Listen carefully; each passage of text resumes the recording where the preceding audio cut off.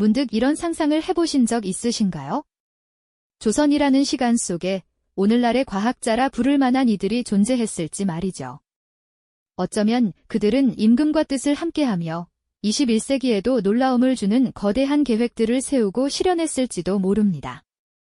과연 그들은 누구였으며 어떤 비밀스러운 꿈을 품고 이 시대를 뛰어넘는 위대한 유산을 남겼을까요? 우리는 오늘 그들의 흥미진진한 이야기를 따라가 볼 겁니다. 조선이라는 울타리 안에서 한 명의 왕과 소수의 지식인들이 어떻게 시대를 초월하는 비전을 품고 과학기술로 세상을 바꾸려 했는지, 그들의 열정과 때로는 좌절, 그리고 마침내 이뤄낸 놀라운 성과들을 함께 경험하게 될 겁니다. 이 이야기는 단순한 역사적 사실의 나열이 아니죠. 꿈을 향해 나아갔던 인간 군상의 드라마틱한 여정 속으로 여러분을 초대하는 겁니다. 우리가 미처 알지 못했던 조선의 역동적이고 생생한 면모를 발견하는 뜻깊은 시간이 될 테니까요. 시간은 영조대왕의 통치 말기로 거슬러 올라갑니다. 조선 팔도를 휘감았던 혼란과 불안의 그림자, 이 시기는 그야말로 예측 불가능한 격동의 연속이었죠. 사색당파의 첨예한 대립은 조정의 근간마저 흔들었고 백성들의 삶은 고단함의 연속이었습니다. 과연 이 혼돈의 시대를 누가 잠재울 수 있을까요? 모두가 불안한 눈빛으로 새로운 미래를 갈망하던 그 순간, 우리는 한 비극적인 운명에 주목해야 합니다. 바로 영조의 아들, 사도세자의 이야기입니다. 그 비극은 조선의 역사에 지울 수 없는 깊은 상처를 남겼고, 오늘날까지도 많은 이들의 가슴을 아프게 하는 기억으로 남아있죠. 어린 시절부터 이 모든 고통과 혼란을 지켜봐야 했던 왕손이 있었습니다. 훗날 정조대왕이 될 그는 과연 얼마나 외롭고 고통스러웠을까요? 한때는 모든 것을 포기하고 싶었을지도 모릅니다. 하지만 그 외로움은 결코 좌절로 이어지지 않았습니다. 오히려 더욱 단단하고 결연한 의지를 품게 되는 계기가 되었죠. 어둠 속에서 희망의 빛을 발견하려는 강인한 정신을 일깨웠던 겁니다. 마침내 모든 이들의 불안과 기대 속에서 새로운 시대의 서막이 열렸습니다. 1776년, 정조는 아버지의 비극적인 죽음과 당파 싸움의 소용돌이 속에서 왕위에 오릅니다. 그가 즉위하던 그 순간, 궁궐을 감돌던 숨막히는 긴장감은 과연 무엇을 의미했을까요? 왕좌에 앉은 젊은 왕의 표정은 고독해 보였지만 그 눈빛 속에는 흔들림 없는 결연한 의지와 뜨거운 열정이 담겨 있었습니다. 그는 백성들의 삶을 보듬고 강력한 왕권을 바탕으로 찬란한 문화를 꽃피우는 이상적인 국가를 꿈꾸었습니다. 분열된 조정을 하나로 통합하고 위기에 처한 민생을 안정시키며 새로운 지식과 기술로 나라를 부강하게 만들겠다는 원대한 비전을 품었던 겁니다.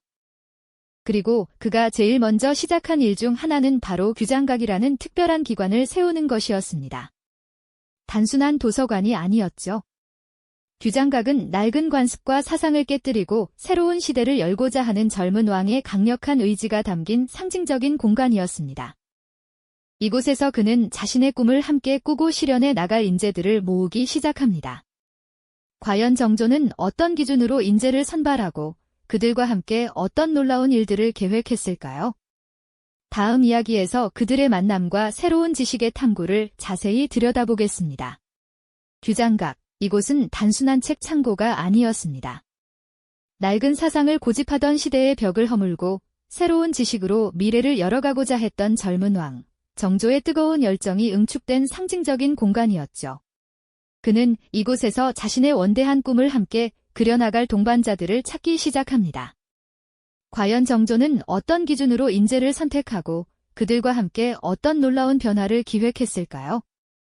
왕의 부름에 응답한 이들은 기존의 학문적 틀에 갇히지 않고 실용적인 지식과 개혁적인 사고를 추구했던 젊은 실학자들이었습니다.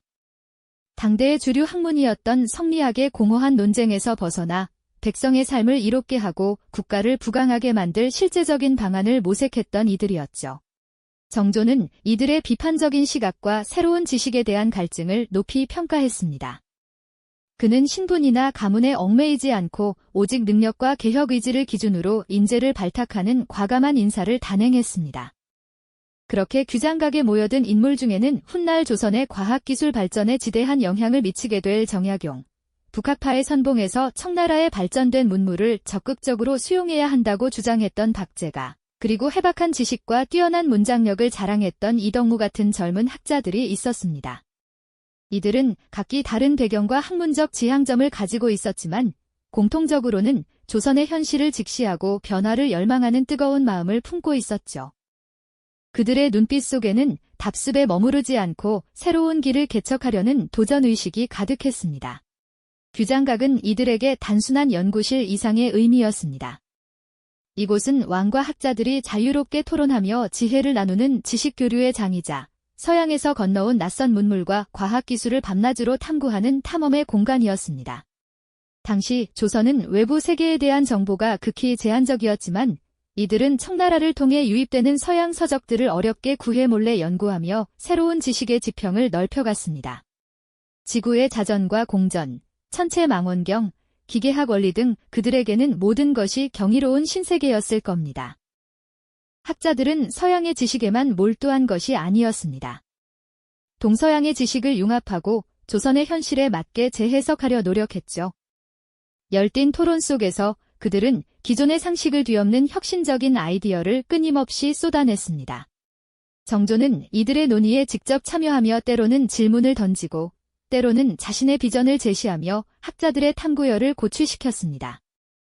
왕과 신하라는 위계 질서를 넘어 지식을 향한 순수한 열정으로 하나 된 지식 공동체였던 셈입니다. 마치 현대의 연구소처럼 말이죠. 이러한 지적 탐구는 단순한 호기심에 그치지 않았습니다. 정조와 그의 학자들은 이 새로운 지식과 기술이 당면한 조선의 여러 문제들을 해결하고 백성의 삶을 더 풍요롭게 만들 중요한 열쇠가 될 것이라고 확신했습니다. 농업 생산성을 높이고 상업을 진흥시키며 국가 방위력을 강화하는 등 실질적인 개혁 방안들을 모색했죠. 규장각은 그렇게 새로운 시대를 열어갈 지식의 용광로가 되어갔습니다. 이곳에서 피어난 지적 탐구심과 희망은 훗날 조선을 뒤흔들 거대한 프로젝트의 밑거름이 됩니다. 과연 이들은 어떤 놀라운 계획을 세웠을까요? 다음 이야기에서 조선 역사상 전대미문의 대규모 프로젝트, 수원 화성 건설의 시작을 함께 살펴보겠습니다. 이전 이야기에서 말씀드렸던 것처럼 규장각의 지적 탐구는 단순한 학문적 유희를 넘어 새로운 시대를 열어갈 중요한 밑거름이 되고 있었습니다. 정조대왕과 그의 학자들은 당면한 조선의 여러 난제들을 해결하고 백성들의 삶을 더 풍요롭게 만들 실질적인 방안들을 끊임없이 모색했죠. 그리고 마침내 이러한 열망과 지혜가 집약될 전대미문의 거대한 프로젝트가 그 모습을 드러내기 시작합니다. 바로 조선 역사상 유례를 찾아보기 힘든 대규모 건설 사업, 수원화성 축조였습니다. 정조대왕에게 수원화성은 단순한 성곽 이상의 의미를 지녔습니다. 그것은 곧 자신의 새로운 정치적 이상을 담아낼 그릇이자 강력한 왕권을 상징하는 새로운 중심지가 될 터였죠. 아버지 사도세자의 묘를 수원 근처로 옮기면서 어머니 해경궁 홍씨의 회가변을 그곳에서 성대하게 치르고자 하는 효심의 발현이기도 했습니다. 또한 한양의 남쪽을 굳건히 지키는 군사적 요충지이자 상업과 행정의 새로운 거점으로 삼아 백성들의 삶을 윤택하게 만들겠다는 원대한 꿈이 담겨 있었습니다. 정조는 이곳을 단순한 방어시설을 넘어 새로운 시대의 희망과 진보적인 가치를 품어낼 이상적인 도시로 구상했습니다. 백성들이 평화롭게 살아가고 학문과 상업이 활발히 꽃피울 수 있는 새로운 터전을 꿈꿨던 것이죠. 이처럼 거대한 비전을 현실로 만들기 위해 정조는 다시 한번 규장각의 젊은 인재들에게 눈을 돌렸습니다. 그 중에서도 특히 빛나는 재능을 보인 인물이 있었으니 바로 정약용이었죠. 서양의 과학기술 서적을 탐독하며 새로운 지식에 목말라 있던 그는 정조의 부름에 기꺼이 응답하여 이 대역사의 설계자로 나서게 됩니다. 정약용은 화성건설의 효율성을 극대화하기 위해 당시로서는 상상하기 어려운 혁신적인 아이디어들을 쏟아냈습니다. 전통적인 방식으로는 수십 년이 걸릴지도 모를 대규모 공사를 단 2년 6개월 만에 마무리할 수 있었던 비결은 무엇이었을까요? 바로 정약용이 고안해낸 거중기와 농로 같은 첨단 기계, 장치들 덕분이었습니다. 거중기는 도르래의 원리를 이용해 무거운 돌덩이를 가볍게 들어 올릴 수 있도록 만든 장비였죠. 마치 현대의 크레인처럼 육중한 화강암을 밧줄로 연결하고 여러 개의 도르래를 거쳐 힘을 분산시켜 적은 인원으로도 쉽게 운반할 수 있게 했습니다. 이는 엄청난 노동력과 시간을 절약하는 획기적인 발명품이었습니다. 또한 농로는 높은 성벽 위로 건축 자재를 끌어올리는 데 사용된 기계였는데요. 지렛대의 원리를 응용하여 무거운 벽돌이나 돌을 손쉽게 위로 옮길 수 있도록 설계되었습니다. 이 외에도 성벽을 쌓는 데 필요한 벽돌을 대량으로 생산하기 위한 표준화된 규격과 효율적인 운반 시스템까지 정약용은 건설의 모든 과정에 과학적인 사고와 기술을 접목했습니다. 그야말로 현대적인 건설 공법의 초기 형태를 조선시대에 구현해낸 것이었죠. 수원 화성 건설 현장은 그야말로 뜨거운 열기로 가득했습니다. 수많은 백성들이 이 거대한 프로젝트에 동원되었지만 정약용의 혁신적인 기술 덕분에 그들의 고통은 훨씬 줄어들 수 있었습니다. 작업의 효율성이 높아지면서 공사기간이 단축되었고, 이는 곧 백성들이 생업으로 돌아갈 시간을 벌어주는 결과로 이어졌으니까요. 정조대왕은 공사 현장을 자주 찾아 백성들을 격려하고 공사의 진행 상황을 직접 살피며 아낌없는 지원을 보냈습니다. 왕의 확고한 의지와 천재적인 학자의 지혜, 그리고 백성들의 땀방울이 한데 어우러져 수원 화성은 마치 살아있는 유기체처럼 조금씩 그 위용을 드러내기 시작했습니다. 견고하면서도 아름다운 성벽이 하늘로 치솟고 그 안에는 정조가 꿈꾸었던 이상적인 도시의 모습이 하나하나 채워져 갔습니다.